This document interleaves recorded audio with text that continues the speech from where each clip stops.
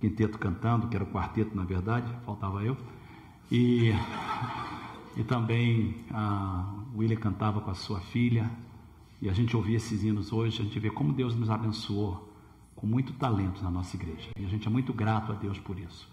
Eu quero dar bem-vindo a todos que estão aqui pela primeira vez. Se você está aqui já há um tempo, é muito bom ter você aqui, muito bom ter o pastor Max de volta, juntamente com a sua família, estava com saudade deles. É bom a gente estar na presença de Deus essa noite para louvar, essa manhã, para louvar ao Senhor e buscar a Ele. Eu vou pedir ao Fabrício que ponha esse vídeo para mim, que está preparado, porque eu queria ser usado. Eu escolhi ele em inglês, ele tem já em português, é um filme que saiu, está saindo no Brasil semana passada, aqui saiu em março, saiu no DVD, mas eu tenho um propósito, e eu escolhi, embora o trailer tenha em português, eu escolhi botá-lo em inglês, por uma razão que eu vou explicar já. Fabrício, coloca para a gente, por favor.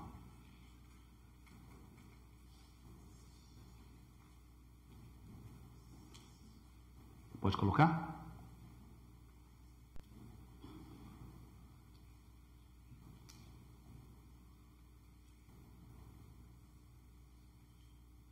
Enquanto ele coloca, você abre a Bíblia em Mateus capítulo 7, por favor.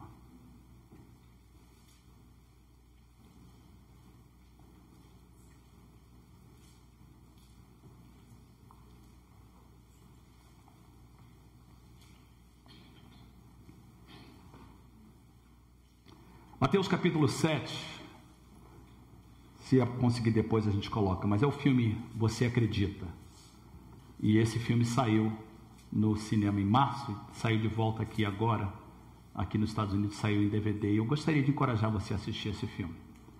E tem um momento nesse filme que um pregador de rua olha para um pastor e pergunta para ele assim: você acredita? E ele diz: eu sou pastor, claro que eu acredito. Você acredita na cruz de Cristo? E ele então faz a pergunta: o que você vai fazer a respeito disso? Eu queria que essa pergunta ficasse na nossa mente enquanto a gente lê a palavra de Deus. Você acredita? O que você vai fazer a respeito disso? Mateus capítulo 7, versículos 24 até o verso 27. Palavra do Senhor Jesus. Portanto, quem ouve estas minhas palavras e as pratica é como um homem prudente que construiu a sua casa sobre a rocha. Caiu a chuva, transbordaram os rios, sopraram os ventos e deram contra aquela casa, e ela não caiu, porque tinha seus alicerces na rocha. Mas quem ouve estas minhas palavras e não as pratica é como um homem sensato que construiu a sua casa sobre a areia. Caiu a chuva, transbordaram os rios, sopraram os ventos e deram contra aquela casa, e ela caiu, e foi grande a sua queda. Eu pedi que você lesse esse versículo na sua Bíblia. Agora eu quero que você leia novamente, porque eu quero que fique na nossa mente.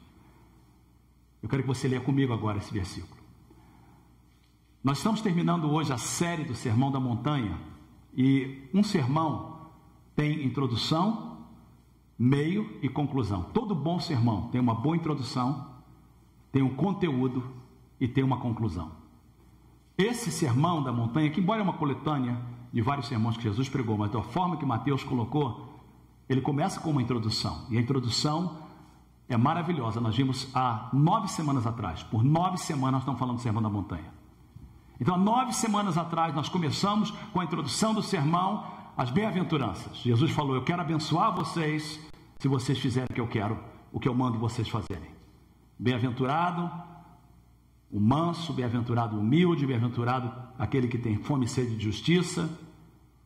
E começa com a bem-aventurança. Depois Jesus prega muita coisa, que a gente gastou 8 semanas falando, e termina com essa conclusão. Então, agora eu queria que você lesse comigo de voz alta, por isso todos juntos vamos olhar na projeção. Portanto, quem ouve estas minhas palavras e as pratica é como um homem prudente que construiu a sua casa sobre a rocha. Eu acho que você lê melhor quando você fica em pé. Então vamos ficar de pé para a gente ler, porque eu quero que esse versículo fique bem na nossa mente, tá? Então vamos ler bem bonito essa noite, essa tarde, todo mundo junto. Portanto, quem ouve estas minhas palavras e as pratica é como um homem prudente que construiu a sua casa sobre a rocha.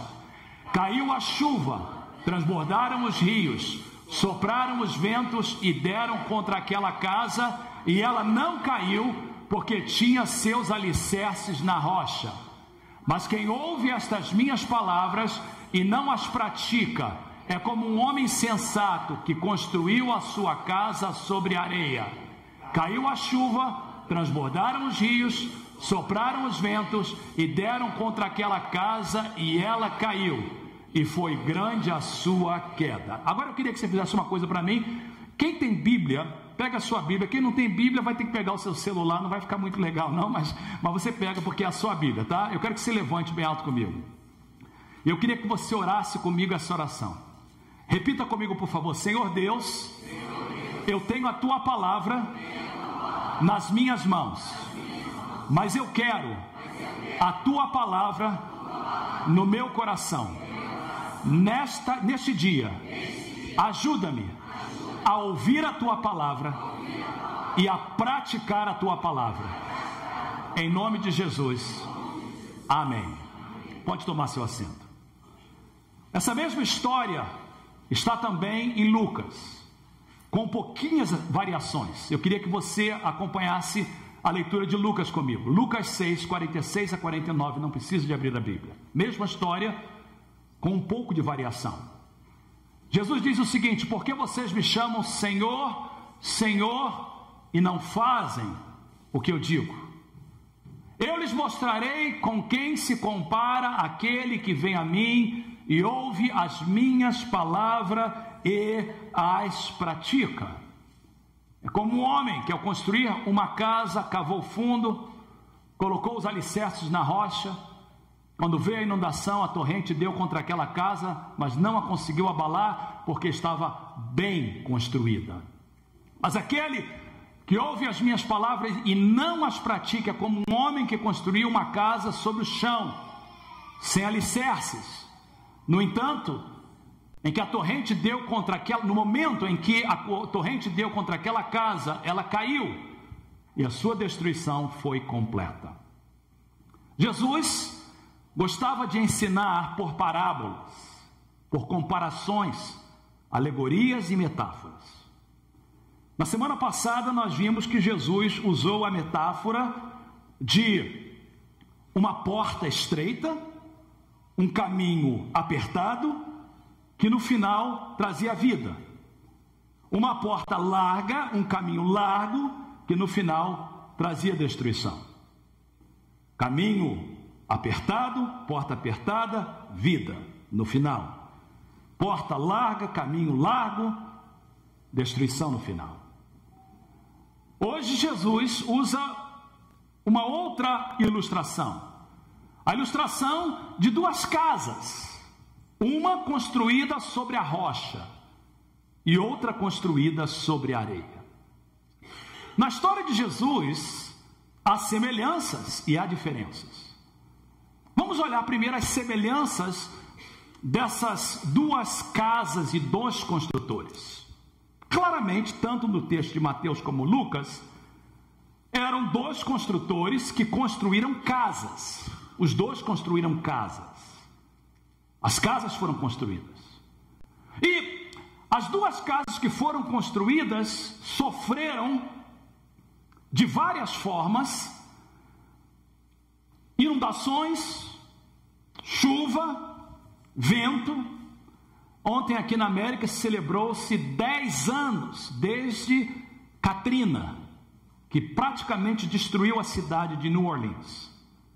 E eles estavam falando que a razão que a cidade foi destruída da forma que foi destruída 10 anos atrás é porque a água inundou e a maioria das casas eram antigas e não tinham bons fundamentos.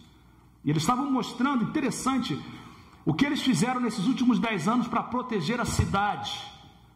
Bilhões de dólares foram gastos para proteger a cidade, para que não aconteça mais o que aconteceu há 10 anos atrás.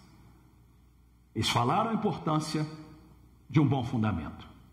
Então, duas casas foram construídas, duas casas estavam perto do mar, o vento veio, a torrente veio, e a diferença das duas é que uma ficou firme e a outra caiu. Mas por que ficou firme e a outra caiu? Bem, nós temos que olhar nos dois construtores. Porque um, disse Jesus, era sábio e o outro era insensato. O sábio construiu a sua casa sobre a rocha. O insensato construiu a sua casa sobre a areia. Você conhece essa história desde criança. A pergunta que eu faço para mim mesmo é o seguinte: por que esse indivíduo, sabendo do perigo, construiu a sua casa sobre a areia? Talvez você responderia: pastor, o texto diz, ele era insensato. Tudo bem, mas por que ele é insensato? Em Lucas, nós lemos que para construir a casa na areia era necessário cavar fundo, cavar bem fundo, tirar tudo que estava entre a terra e a rocha para poder construir os alicerces. O que indica que a construção sobre a rocha levava tempo. A construção sobre a rocha dá trabalho. A construção sobre a rocha exigia disciplina. A construção sobre a rocha exigia esforço. E talvez então, a razão que ele era insensato é porque ele era preguiçoso. Porque ele não queria pagar o preço. Porque ele não era disciplinado. Mas, colocando a história de hoje com a história da semana passada, nós temos alguma coisa em comum. Lembra da história da semana passada? Porta estreita, caminho apertado, final, vida. Porta larga, caminho largo, final, destruição. Semana passada nós falamos a diferença dos dois. Um era fácil, outro era difícil. Um exigia entrega e disciplina, outro não exigia nada. Mas Jesus fala assim: o final de um é vida, o final de outro é destruição. E você conecta as duas histórias, você vai ver que o moral da história é o mesmo. Ou você paga agora, ou paga mais tarde. Quem quer gratificação imediata, vai no caminho mais longo. Vai no caminho mais largo. Porque a gratificação é imediata, é tudo mais fácil, mas o final é destruição. Quem quer pagar o preço agora, no final tem vida. A mesma coisa com as casas. Quem quer pagar o preço para construir sobre a rocha, o final é que a casa vai ficar firme. Quem quer fazer coisa rápida, constrói sobre a areia, o final é que há destruição da casa. Ou paga agora, ou paga mais tarde. Mas tem que pagar. Vamos voltar nos construtores. A quem Jesus compara com o construtor sábio? Claramente no texto diz: quem ouve as minhas palavras e as pratica. A quem Jesus compara o construtor insensato? Quem ouve as minhas palavras e não as pratica. Note também que os dois ouvem. O ouvir é comum, a prática é só de um. Eu escolhi a passagem em Lucas porque ela é precedida de uma pergunta e de uma afirmação. E é importante a gente entender que essa pergunta e essa afirmação, ela é o pano de fundo da história. Jesus diz claramente: por que essa é a pergunta? Vocês me chamam de Senhor, Senhor. Só chama Jesus de Senhor crente. Só chama Jesus de Senhor discípulo. Preste atenção, querido, Jesus não está falando para não crente. Jesus não está falando para aquele pessoal que está lá fora. Dia 12, os homens estão indo à marina. Por que a gente está indo à marina? Para comer churrasco? Não, a gente pode comer em casa. Porque nós temos um membro da igreja, que faz parte do culto das 9h30, que tem um barco na marina. E por muitos meses, ele está orando em favor dos seus amigos. E ele os convidou para vir à igreja, e nenhum deles quis aceitar o convite. Mas aí ele falou um dia, conversando com seus amigos, que ele vai numa igreja em que tem muitos brasileiros. E ele mencionou um churrasco. Abriu os olhos dele. Falou assim: vamos ter um churrasco, vou chamar uns brasileiros para fazer um churrasco aqui para a gente. Então a gente está indo lá. Aí ele falou assim: olha, vai ter gente bebendo cerveja, vai ter gente com um linguajar diferente. Agora, nós vamos lá como sal da terra e luz do mundo. Eu fui reunir com o pessoal e falei assim: ó, vai ter gente bebendo cerveja, contanto que não sejam vocês. Nós vamos lá pregar o evangelho, vamos lá ser luz. Aliás, isso deveria de ser toda vez que a gente faz um churrasco com não crente. Agora, o triste é que até entre crentes, antigamente crente não bebe, hoje bebe. Então Jesus está falando para quem? Para aqueles amigos que vão estar lá no dia 12 que a gente vai testemunhar? Não, ele está falando para quem? Para crente, porque só chama de Senhor crente. E Jesus diz assim: olha, por que vocês me chamam Senhor, Senhor, e não fazem o que eu digo? É uma pergunta retórica. Em outras palavras, não perca meu tempo. Não me chame de Senhor se você não quer me seguir. Se você quiser vir após mim, tem que negar a si mesmo, tem que tomar sua cruz e tem que me seguir. Aí, afirmação: eu lhes mostrarei com quem se compara aquele que vem a mim, ouve as minhas palavras e as pratica. 3 coisas: vem a mim, ouve as minhas palavras e as pratica. Se você continuar no texto, diz: mas quem vem a mim, ouve as minhas palavras e não as pratica. Então, os 2 construtores vinham a Jesus, chamavam-lhe de Senhor, ouviam as suas palavras, a única diferença era a prática. Não praticavam. Eu sei que alguns de vocês estão aqui hoje pela primeira vez, outros já não vêm ao culto há muito tempo, mas durante 9 domingos, desde o primeiro domingo de julho, eu fui de férias. Quando eu estive de férias, os pastores pregaram, pastor Max foi de férias, nós continuamos pregando. 9 domingos nós trouxemos para vocês os ensinamentos de Jesus no Sermão da Montanha. O Sermão da Montanha é considerado a constituição do reino. Todo país tem a sua constituição. O Sermão da Montanha é comparado à constituição do reino.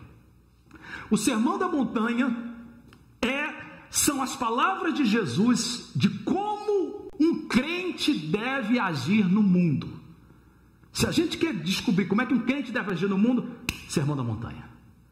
Como é que a gente vai representar Jesus aí fora? Então, por isso que nós tiramos 9 semanas. Na nossa igreja, nós somos uma igreja de propósito, então nós temos propósitos, nós tudo fazemos por propósito. Então, 9 semanas nós caminhamos em 3 capítulos de Mateus. Só um resumo rápido.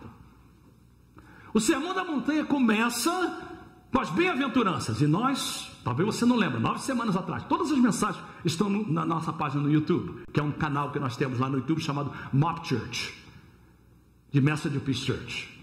Então, 9 semanas atrás, começamos com as bem-aventuranças. Jesus falou assim, resumo: eu quero abençoar vocês, eu quero que vocês sejam felizes, mas para que você seja feliz, primeiro você tem que depender de Deus. Você tem que ser humilde, você tem que ser quebrantado perante Deus, você tem que ter fome e sede de um relacionamento com Deus, você tem que ser manso, você tem que ser sal e luz, você tem que estar disposto a ser perseguido pelo meu nome, você tem que estar disposto a pagar o preço para me servir e me representar lá fora, porque vocês são a luz do mundo, vocês são o sal da terra.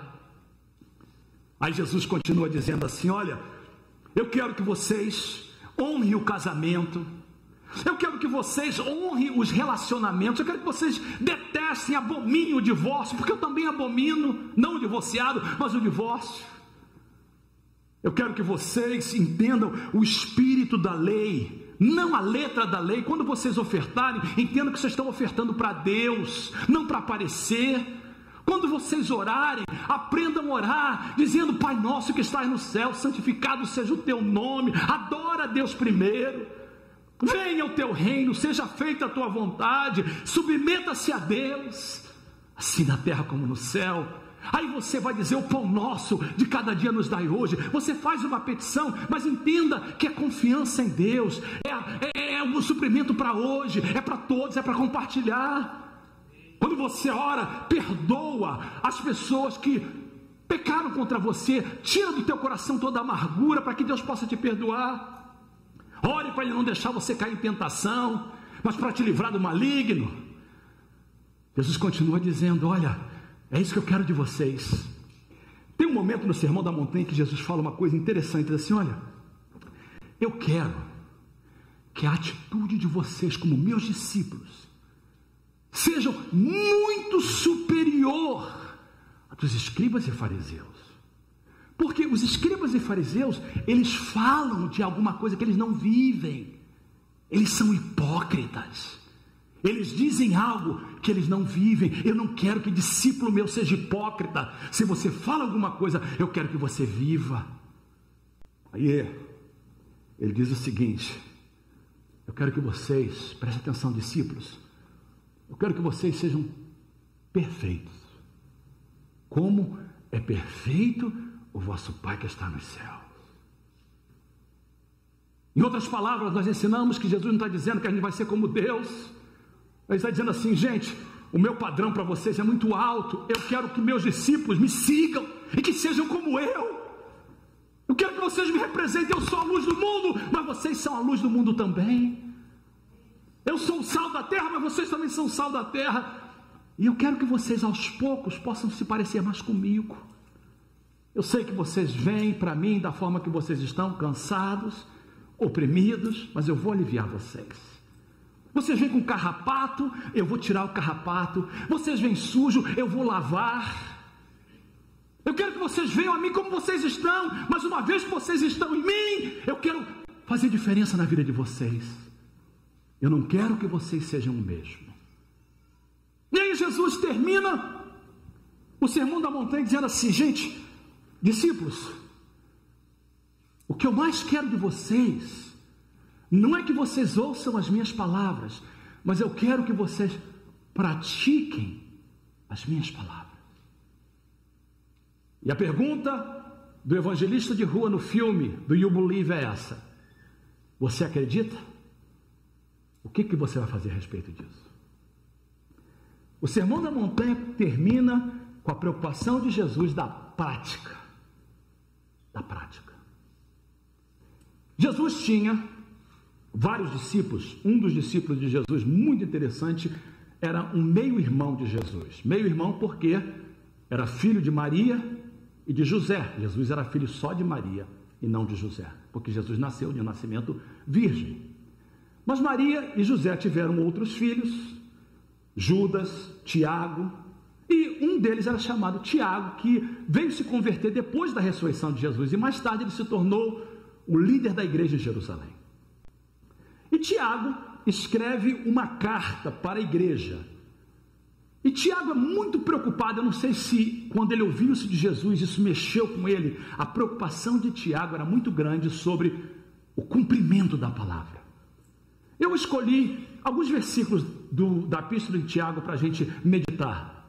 Olha, Tiago capítulo 1, verso de número 25.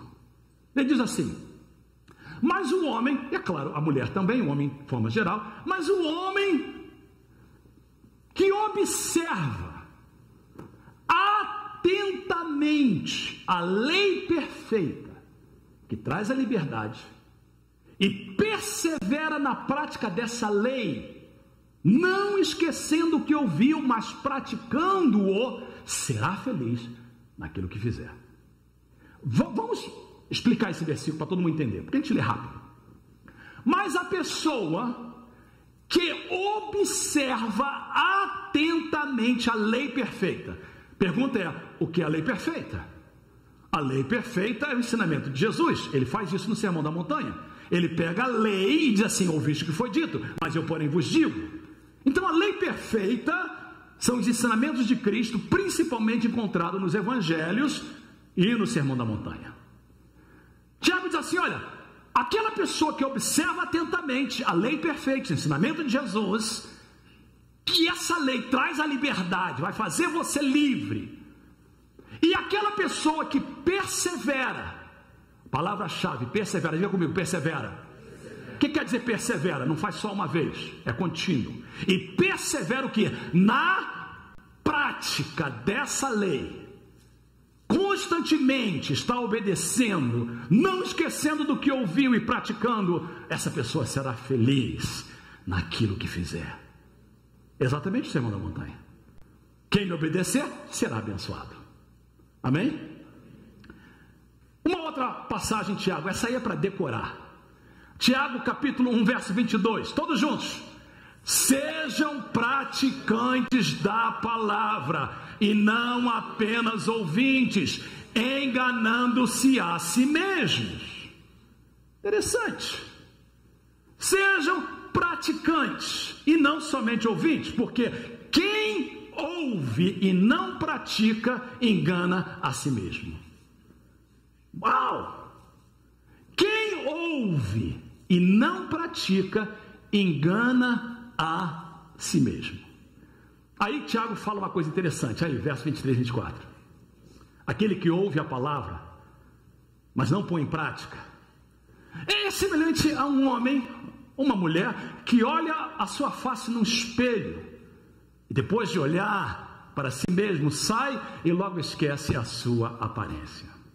Quantos, eu quero ver, levantando a mão, tá? Quantos que estão aqui hoje, em algum momento nesta manhã, depois que acordou e antes de chegar na igreja, passaram na frente de um espelho? Ok, todo mundo. Acordou de manhã, foi ao banheiro, na frente do espelho, cabelo lá em cima. Opa, não tem que fazer alguma coisa. Algumas irmãs falam assim: hoje eu tenho que lavar esse cabelo. Escovou o dente, a pasta ficou um pouquinho na boca, viu lá, tirou. Tomou um banho. Algumas irmãs ficaram vários minutos na frente do espelho, botando a maquiagem, tendo certeza, algumas horas. O propósito do espelho é o que, irmãos? O propósito do espelho é mostrar o que a gente é e nos motivarmos a sermos diferentes, a fazer mudança. Eu vou usar uma palavra forte, mas só para a gente poder exemplificar. Se eu chego no espelho e noto que tem remela nos meus olhos, eu tenho que tirar essa remela, porque ninguém vai querer ver isso. Se eu chego na frente do espelho e descobrir que o meu cabelo está subindo, está parecendo um punk, eu tenho que fazer alguma coisa a respeito disso. Se eu escovar meu dente e descobrir que ficou um pouco de pasta aqui, eu tenho que fazer alguma coisa disso. Mas se alguém olha para o espelho e depois de olhar para o espelho, esquece e sai de casa daquele jeito, terrível. Para que o espelho? Quando você lê a Bíblia, ou você vem para a igreja, Deus está colocando um espelho para você, um espelho espiritual. Por 9 semanas nós estamos trazendo a palavra e apresentando o espelho. Mas, sinceramente, muitas pessoas que estão presentes aqui ouvem tudo que eu falei, tudo que foi pregado, e assim que sai da porta, esquece. Tiago diz: é como aquela pessoa que foi na frente do espelho, foi embora, não fez mudança nenhuma. Aquele que ouve a palavra. Quando você está numa faculdade, principalmente aqui na América, você geralmente vai numa faculdade para pegar crédito. Essa semana, quarta-feira, eu começo a ensinar novamente no Northwest University, onde eu ensino. E eles mudaram o plano da Northwest agora. Antigamente eram 15 semanas de aula, agora são só 7 semanas. E embora são menos aulas, exige muito mais dos alunos. Então meus alunos estão trabalhando já. Eu tenho mais ou menos 12 alunos na minha classe, que vai começar na quarta, e eles já estão trabalhando há mais ou menos um mês para começar a aula na quarta-feira. Antes de quarta-feira eles têm que ler 4 capítulos do livro, que dá mais ou menos umas 400, 500 páginas. Eles têm que escrever num fórum, um debate no fórum, e responder a 2 outros alunos. Eles têm que fazer um trabalho de mais ou menos 3 páginas, tudo antes de quarta-feira. Mas existe uma forma de você não fazer nada disso. Se você só quiser ir nas aulas, é chamado de ouvinte, audit. A palavra ouve no grego é da onde tira a palavra auditoria. Audit comes from this word, vem dessa palavra. Então um ouvinte é uma pessoa que vai, ouve, gosta, mas não paga o preço. Não tem que fazer trabalho, não tem que fazer leitura, senta, ouve tudo, mas ela não quer pagar o preço. E geralmente quem não paga o preço não tem mudança. Eu penso que quantas pessoas que vêm ao culto no domingo de manhã, na nossa igreja, quantos aqui são ouvintes? Ou quantos aqui estão pegando para receber crédito? Não meu, mas de Deus. E a triste verdade, irmãos, é que eu creio que a maioria das pessoas que vêm à igreja são ouvintes. Elas gostam do culto, gostam do louvor, gostam da igreja. Às vezes vem de longe para poder estar no culto, mas a maioria das pessoas vem no culto, mas não faz mudança nenhuma. No início do ano nós fizemos uma série, e cada vez que termina uma série, a minha preocupação, e a minha esposa fala muito comigo sobre isso, é, uma vez que a série termina, e aí? Terminou a série, é como se a gente colocou na gaveta e vamos para outra. E essa é a preocupação às vezes da série. A primeira série desse ano foi o Plano de Daniel. Maravilhoso. Nós tivemos pessoas dando testemunho que não ia comer mais pão de queijo, outros que falaram que iam trabalhar e tal. Legal demais isso. Vamos dizer que o início do ano chega, você olha para mim e fala assim: pastor, para aí, senhor, já passou dos 50, não parece não, mas já passou dos 50, e a gente quer que o senhor seja saudável, que o senhor tenha uma alimentação saudável. Vamos comprar, a igreja vai, é seu aniversário, vai comprar um livro para o senhor. Aí compra o Plano de Daniel. Aí me dá o livro, Plano de Daniel. Aí passam 3 meses, a diretoria vem e fala assim: pastor, nós compramos o livro, o Plano de Daniel, estamos representando a igreja. Eu queria saber se o senhor gostou do livro. Eu gostei demais, que maravilhoso. Esses autores são tremendos. Eu fiz uma etimologia da palavra, eu marquei, pode olhar aqui o Plano de Daniel, está tudo marcadinho. A pergunta não é essa, pastor. O senhor mudou a sua maneira de comer? O senhor está reexercitando? A gente está vendo mudança no seu corpo? Se não houve nenhuma mudança, irmão, não adianta nada ter um livro. Eu penso que a maioria das pessoas fazem com a Bíblia o que fizeram exatamente com o Plano de Daniel. Durante 6 semanas estão animados. Acabou, volta de novo para comer tudo que não presta. E ainda faz gracinha e diz assim: ah, eu faço isso, mas é bom demais, pastor. Como diz, é bom até. Não muda, queridos. O nosso corpo precisa de atenção. Agora, se o nosso corpo precisa de atenção, e o nosso espírito? E a nossa alma? A minha grande preocupação, queridos, e eu vou ser sincero com vocês, eu acordo de manhã, como eu acordei essa manhã, eu orei por você, eu disse: Senhor, traga as pessoas certas para ouvir a Tua palavra, e coloque as pessoas certas para ouvir a Tua palavra, quando ela for publicada online na igreja. Eu gostaria muito de ver essa igreja lotada de gente, é um desejo do meu coração, qualquer pastor quer isso, mas mais importante para mim, é que você saia daqui e pratique o que você ouve. Não adianta nada, a gente está perdendo tempo, queridos. Jesus está perto de voltar. Deixa eu falar uma coisa para você, talvez você não vai entender, mas deixa o Espírito Santo falar contigo. Porque o que eu vou falar está na Bíblia. Se você não tiver disposto a mudar, a deixar a palavra te transformar, a praticar o que você está ouvindo, você está perdendo seu tempo. Paulo diz assim: olha, se você pensa dessa forma, comamos e bebamos, que amanhã morreremos. Então, pelo menos, aproveita aí, porque mais tarde você vai ter que pagar o preço, lá na frente. Então, já que você vai ter que pagar o preço lá na frente de qualquer jeito, então, aproveita agora, porque são pouquinhos anos só. Porque lá na frente, Jesus falou, a casa vai cair, e o caminho largo vai levar à destruição. Jesus não brinca não, irmãos. Só tem 2 caminhos. Se você escolher o largo, vai levar à destruição. Se você não praticar, a casa vai cair. Não perca o seu tempo. Não me chama Senhor. Senhor, se você não está disposto a mudar. Eu acordo de manhã, eu oro por vocês. Eu vou para casa e a minha oração é: Senhor, faça que alguma coisa mude. Alguma coisa mude. Jesus tem nos ensinado que para a gente ser abençoado, a gente tem que obedecer. Eu gosto dessa tradução. O homem que coloca a lei em prática ganha a verdadeira felicidade. Parabéns, Paulo e Ignaldo, pelo hino que vocês escolheram.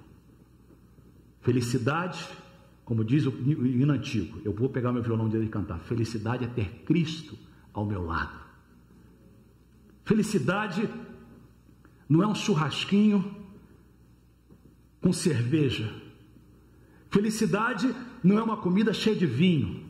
Felicidade não é agir como o mundo age. Felicidade é ter Cristo no coração. E tem mais, crente pode ser muito feliz, porque é uma felicidade que não é baseada em circunstância, é uma felicidade baseada no que está dentro dele. As coisas podem estar ruins, mas Jesus está lá dentro da gente. Eu posso todas as coisas naquele que me fortalece. É o gozo do Senhor, é a minha força, é a alegria no Espírito Santo, é a certeza que Jesus me ouve, é andar com Deus. Isso é felicidade, e ela vem através da prática da palavra. Nós terminamos uma série de mensagens. Hoje começamos a ler o devocional de John Stott. Essa semana vamos estar buscando o Espírito Santo. Domingo a gente vem para um único culto, tendo ceia, celebrando missões. Mas o que isso tudo é para quê, gente? É para fazer diferença. Jesus diz algo tremendo em João capítulo 13, verso 17, diz assim: agora que vocês sabem estas coisas, felizes serão. Note que felicidade prática anda junto em toda a Bíblia. Agora que vocês já sabem estas coisas, que coisas? Eu ensinei para vocês: ter fome, amar, fazer o que eu quero. Agora que vocês sabem essas coisas, vocês serão felizes se as praticarem. Naquele filme, o evangelista pergunta ao pastor: você acredita na cruz de Cristo? Eu acredito. O que você vai fazer a respeito disso? Se eu perguntar a vocês todos essa manhã: irmãos, vocês acreditam que tudo que foi pregado é de Deus ou é a palavra do pastor? Não, pastor, é de Deus. Tiago faz uma afirmação tremenda. Ele diz assim: olha, mostrem-me a sua fé sem obras, e eu lhe mostrarei a minha fé pelas obras. Você crê que existe um só Deus? Muito bem, até mesmo os demônios creem e tremem.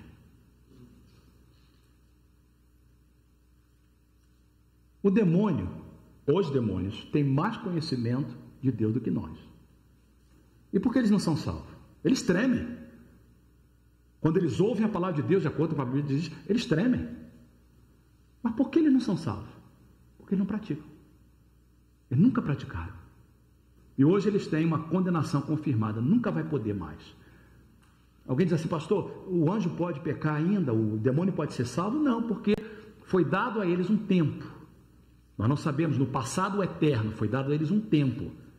E os anjos que escolheram desobedecer, hoje é chamado condenação confirmada. Estão perdidinho. E para eles está reservado o inferno. E os anjos também fizeram uma escolha. Os anjos que escolheram servir a Deus, eles têm o que é chamado em teologia de santidade confirmada. Para sempre salvos, nunca mais poderão cair. Preste atenção. A cada um de nós, assim como aos anjos, tem sido dado um tempo. Esse é o tempo de escolha. O caminho ainda está aberto, tanto a porta estreita como a porta larga. Ainda há tempo de construir a casa, mas um dia o tempo terminará. E haverá então a condenação confirmada ou santidade confirmada. Aqueles que estiverem firmes com Deus, ele diz: olha, a casa não vai cair. A casa vai durar não só aqui, mas para toda a eternidade. Tudo que eu quero não é perfeição, eu quero que vocês pratiquem a minha palavra. O título da mensagem de hoje é como ser sábio aos olhos de Deus. E a resposta é: só tem uma forma de ser sábio aos olhos de Deus: praticar a palavra. Ouvir e praticar. Deixar a palavra de Deus fazer mudança em minha vida. Queridos, eu vivo para isso. Eu não faço outra coisa. Eu só mexo com isso. Meu desejo é ver a palavra de Deus transformar a sua vida. E eu queria nessa manhã que você pudesse parar um minutinho e você perguntasse assim: Senhor, o que você quer de mim? Assim como Paulo falou, o que você quer que eu faça? Que mudança você quer que aconteça na minha vida? Eu termino com essa afirmação. Vocês, membros dessa igreja, vocês têm mais conhecimento da palavra de Deus do que muitas igrejas e muitos crentes. A gente tem muitos defeitos como igreja, mas uma coisa a gente preza: é o conhecimento da palavra. A nossa igreja não precisa de mais conhecimento. A nossa igreja precisa de mais prática. Jesus falou: a quem muito é dado, muito será exigido. E Tiago diz: aquele que sabe fazer o bem e não faz, comete pecado. Como pastor dessa igreja, eu reconheço que o nosso maior problema não é falta de conhecimento, mas falta de prática. Isso tem que mudar. E eu espero que mude a partir de hoje. Feche os seus olhos, curva a sua cabeça.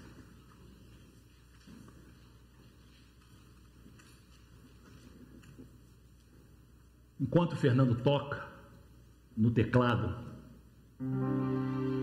eu gostaria de dar uma oportunidade para reflexão. Uma oportunidade para a gente deixar a palavra mover no nosso coração. Eu queria dar uma oportunidade, é cedo, 12:30, eu acabei cedo de propósito, hoje não tem almoço na igreja.